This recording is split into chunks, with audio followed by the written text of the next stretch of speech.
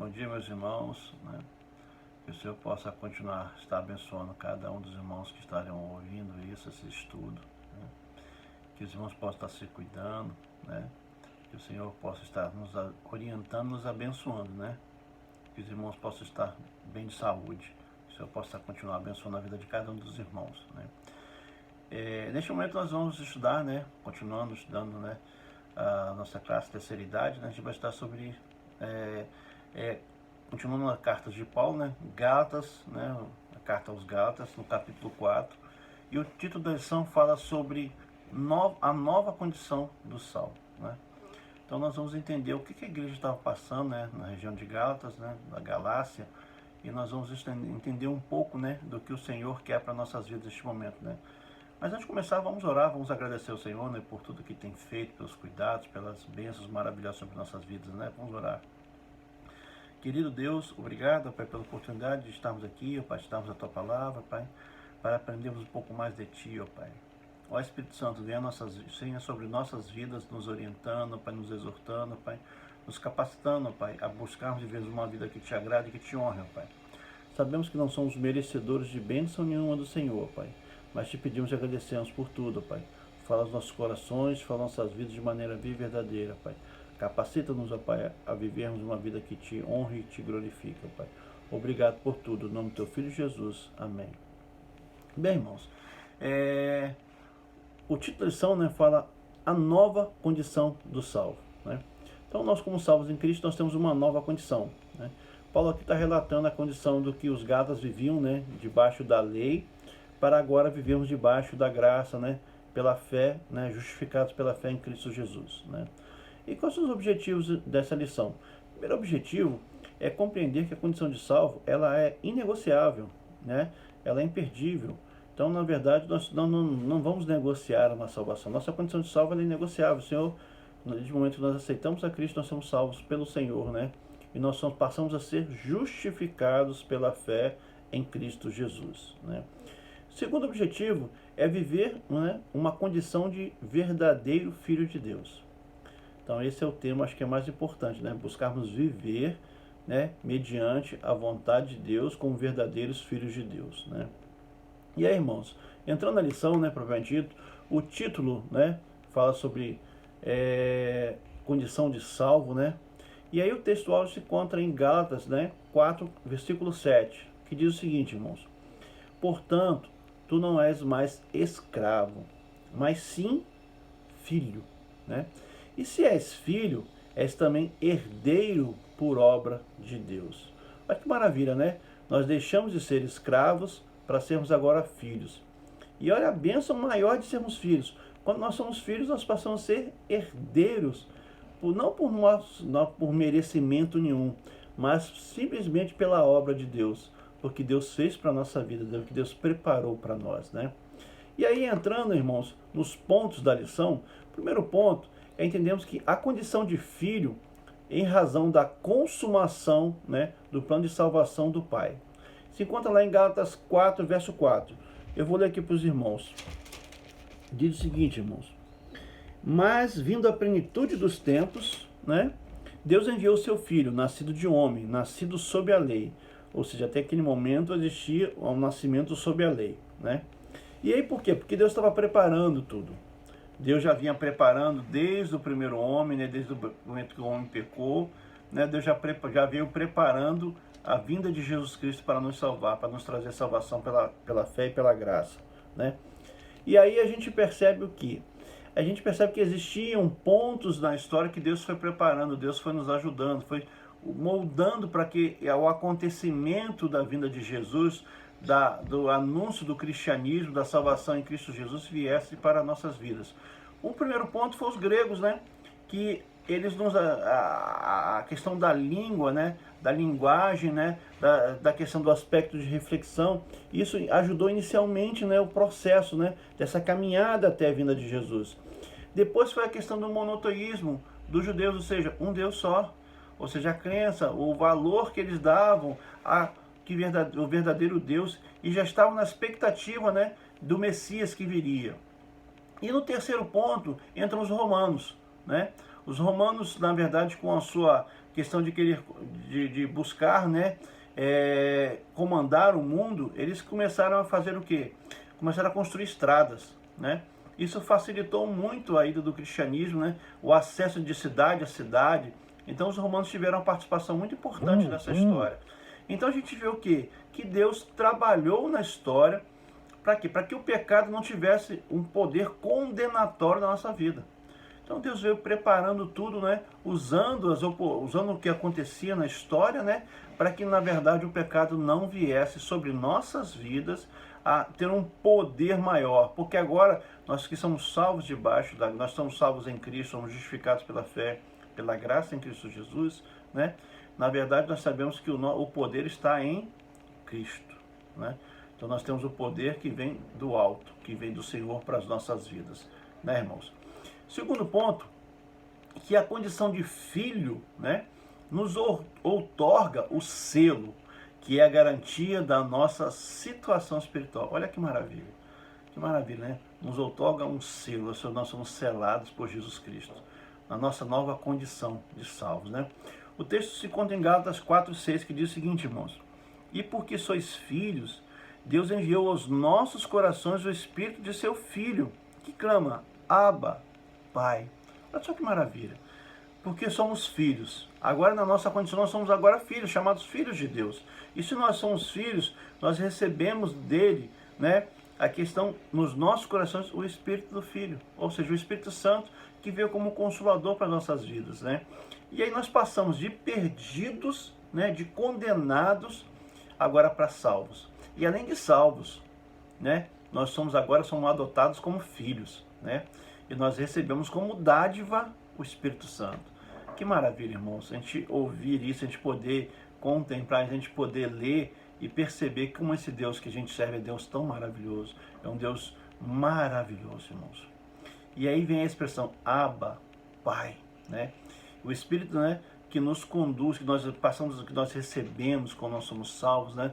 Ele nos conduz ao clamor fervente, reverente, dependente de Deus, ao qual podemos dizer, né? Abba, Pai. Olha só que maravilha, irmãos.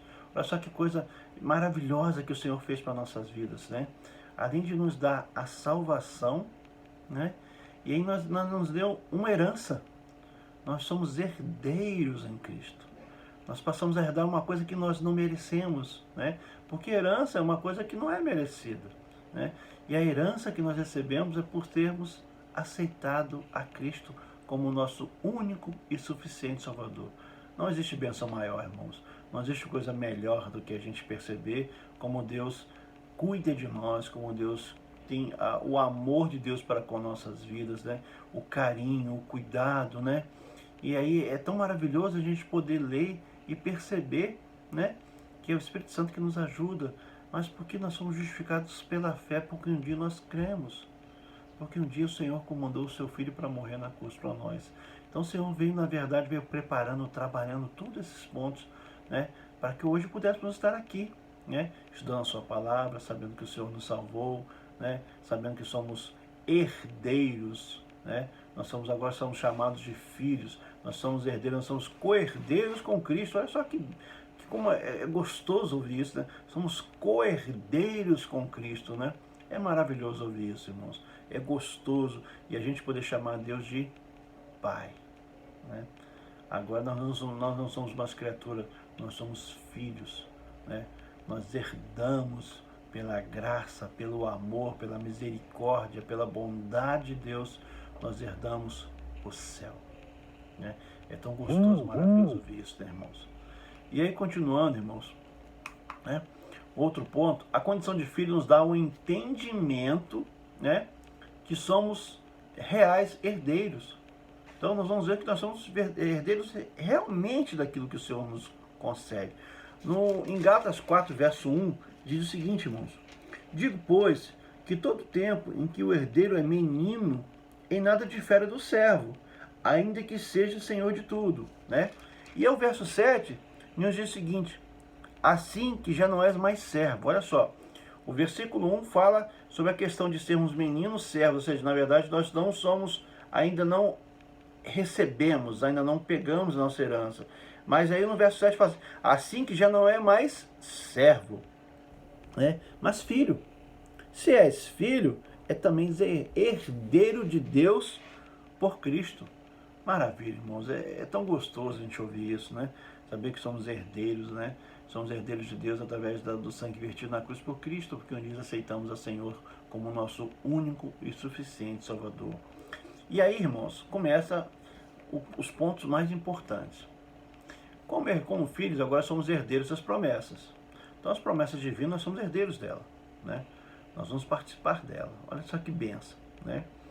E aí, qual o fundamento da nossa condição de herdeiro? A gente pensa assim, mas qual é o fundamento, né? E aí a gente percebe que a nossa herança não é por questões consanguíneas, né?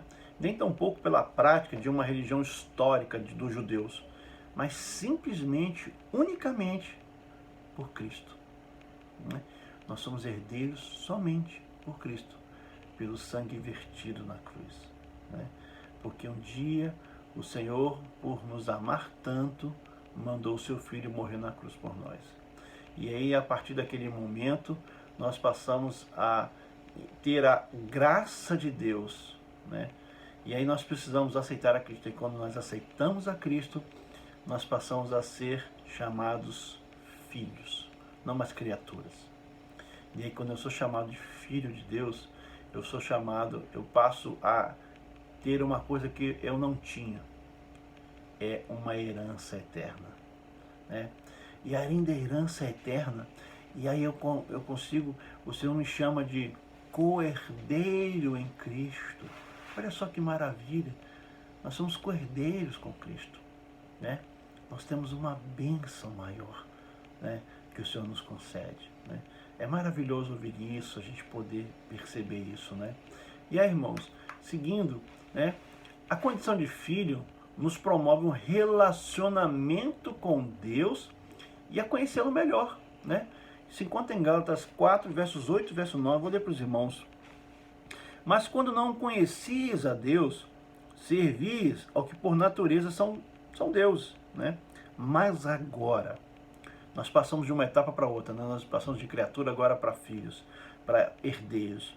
Mas agora, conhecendo a Deus, ou antes, sendo conhecidos de Deus, como tornais outra vez os rudimentos fracos e pobres, aos quais de novo quereis servir? Olha só o que Paulo está questionando. Vocês eram criatura, estavam perdidos, né? Eram servos. Agora vocês são libertos, foram libertos pelo sangue, foram libertos pela graça salvadora do Senhor, né?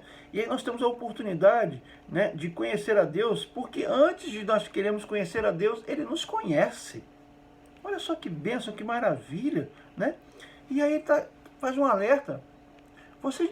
Depois de termos a oportunidade maravilhosa de buscarmos conhecer a Deus, vocês querem voltar à questão de criatura, aos rudimentos fracos e frágeis do mundo, irmãos?